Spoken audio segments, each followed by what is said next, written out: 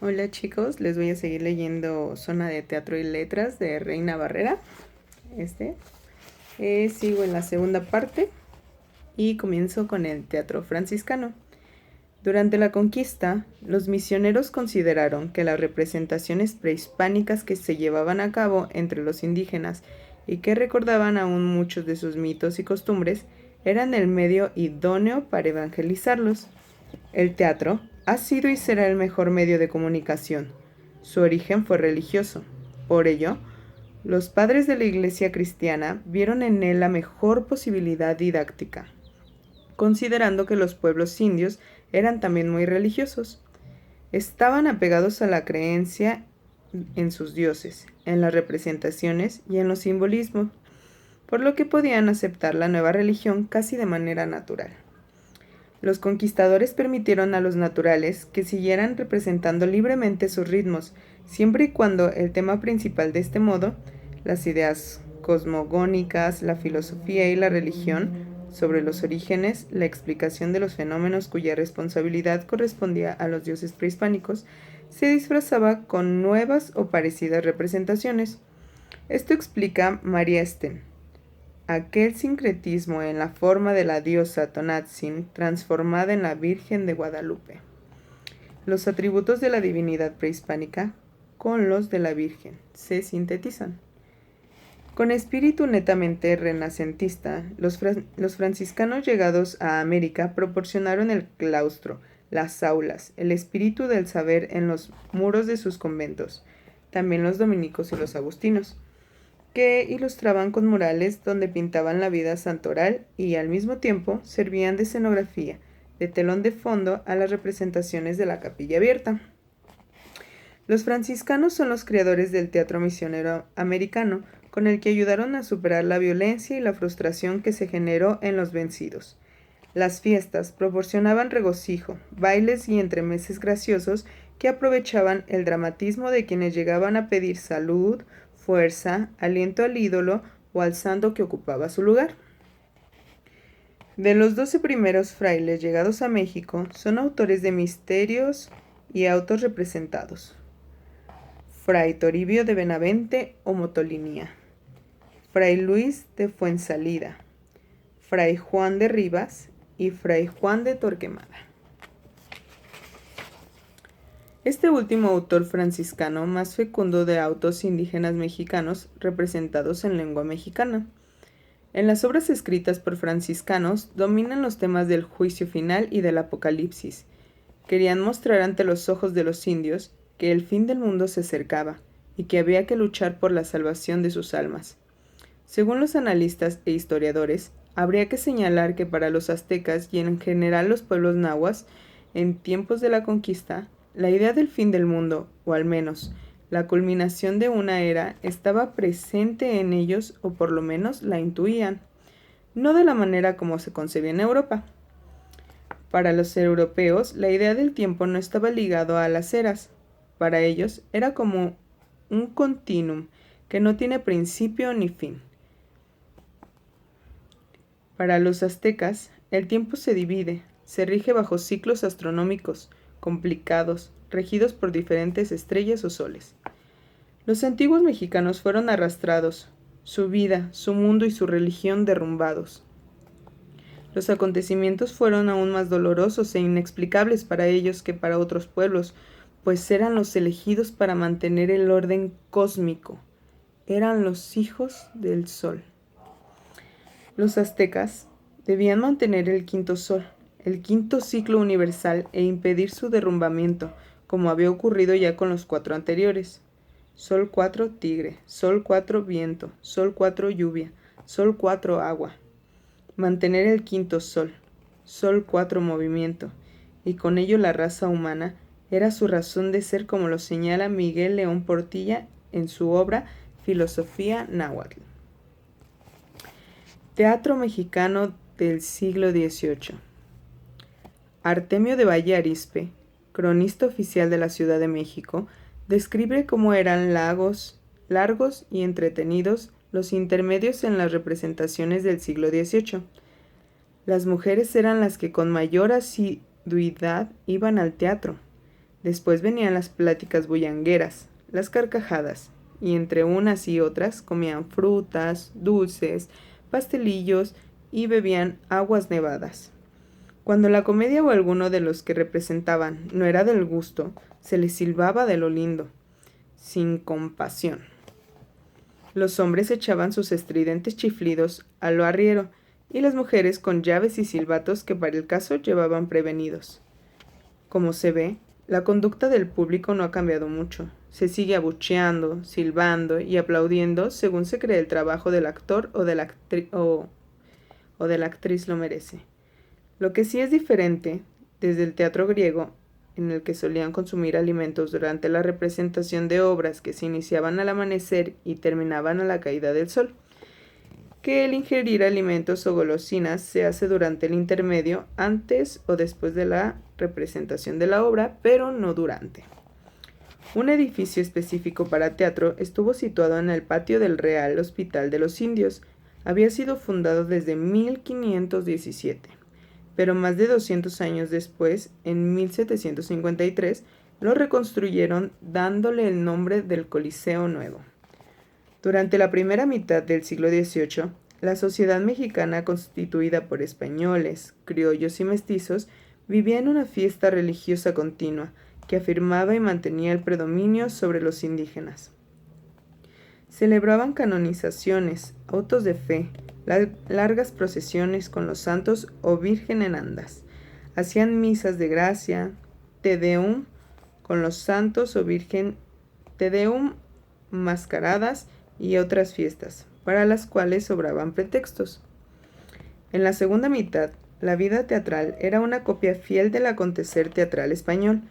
Representaban las obras de autores de moda, incluyendo algunos dramaturgos franceses, en tanto que las obras dejaban de ser tema religioso para dar cabida a las de tema profano, no religioso. Las ideas europeas del siglo XVIII influyen en el ambiente intelectual y artístico de México. La lucha por la transformación social que se está llevando a cabo fuera de las fronteras españolas interesa a criollos y mestizos. Las ideas de Voltaire, Rousseau, Montesquieu y los enciclopedistas se vuelcan en las obras representadas en el nuevo Coliseo. El Teatro Coliseo adquirió su fama por las obras que allí se representaban, de autores como Calderón, Zorrilla, Molière, Rousseau y otros, pero sobre todo por el éxito de la actriz Micaela Villegas, conocida como La Perricholi. Su gracia, coquetería y elegancia en la actuación dieron al teatro del siglo XVIII tanto esplendor como el que gozaban los europeos en su teatro cortesano en la época. La transición del teatro barroco al neoclásico se dio en este siglo, más aún la efervescencia intelectual, la inconformidad de los criollos y mestizos se agudizaban alimentando un espíritu crítico que los iba conduciendo a la independencia. José Joaquín Fernández de Lizardi escribió Teatro Nacionalista, costumbrista en obras dramáticas donde hizo un dibujo fiel de personajes representativos de su clase social: el Catrín, el Pelado, el Boticario, la Indita, el Borracho y otros. Alrededor de 1750, el teatro cristiano, representaciones de comedias de santos o misterios, que señoreaba el escenario en siglos anteriores, fue desplazado y hasta perseguido por todos los medios posibles a través de censuras, acusaciones, tanto de clérigos como de autoridades civiles, hasta que fue prohibido tajantemente por la cédula real publicada en 1765. Esta situación dio lugar al surgimiento del teatro que hoy conocemos. El Don Juan. Durante el mes de noviembre suele presentarse en los escenarios, sobre todo comerciales, alguna de las innumerables versiones del Don Juan Tenorio. Adaptaciones y recomposiciones de toda clase, en donde la obra original se pierde casi por completo. El mito del donjuanismo ha perdurado, está de moda y hasta se ha extendido al sexo femenino. Es muy común hablar de conquistadores, en otras palabras.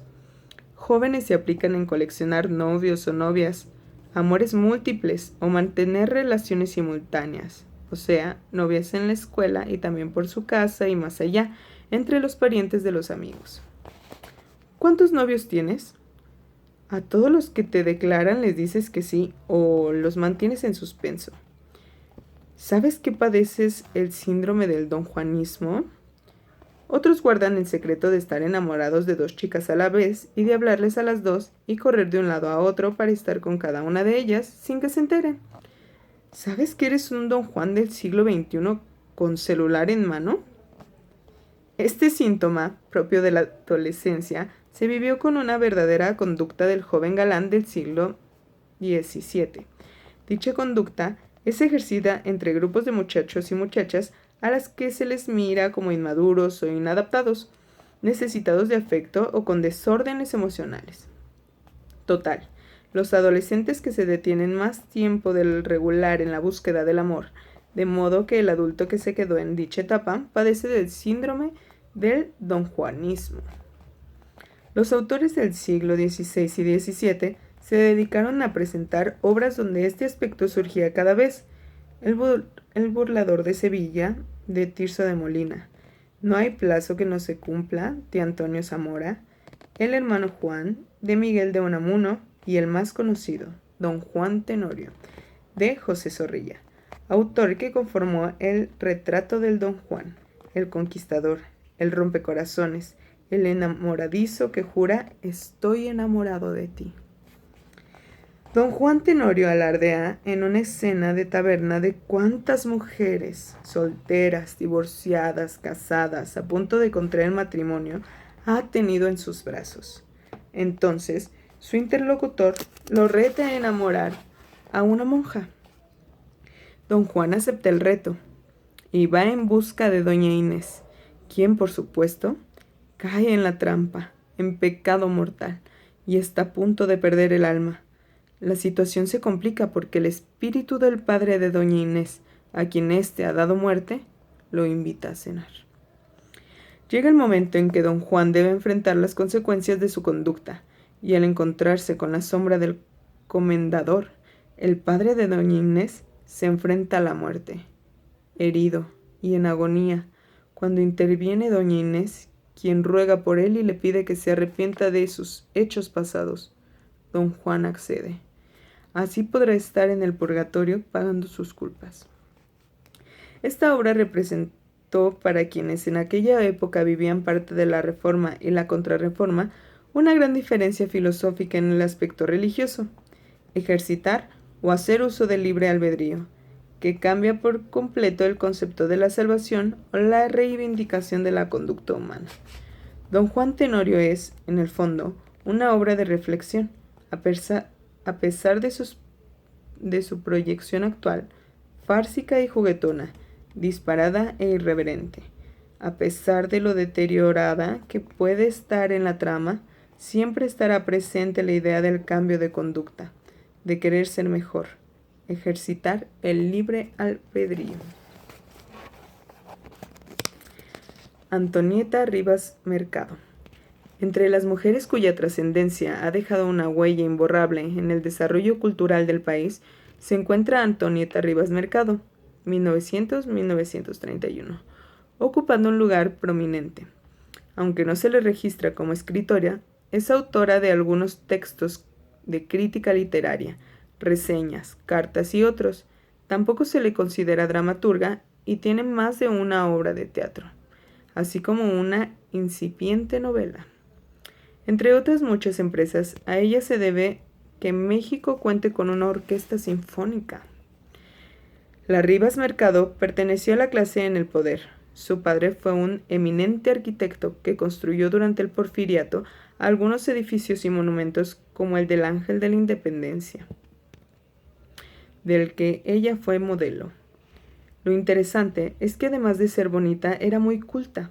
Viajó al extranjero y conoció intelectuales y artistas del viejo continente, de donde trajo información, ideas, novedades culturales y actitudes diferentes que las mujeres de su época podían aprender. Antonieta Rivas Mercado hizo su aparición en las letras de imprenta en el número de diciembre de 1927 de la revista Ulises, con una reseña bibliográfica del libro En torno a nosotras, de Margarita Nelken. La Universidad Veracruzana publicó 87 cartas de amor y otros papeles, entre los que se encuentran algunos cuentos, un fragmento de novela, El que huía y 2 obras, episodio electoral, teatro en un acto, y un drama, teatro. Además de la crónica de la campaña de Vasconcelos, las obras de teatro fueron publicadas póstumamente por entregas de Vasconcelos en La Antorcha durante 1931 y 1932. Su vida fue una constante diatriba en pos de conformar el perfil femenino de una mujer de su siglo, independiente, creativa e involucrada en la política del país. Pero debido a las circunstancias, su situación se agudizó cuando los resultados de las elecciones de 1929 no dieron el triunfo a Vasconcelos.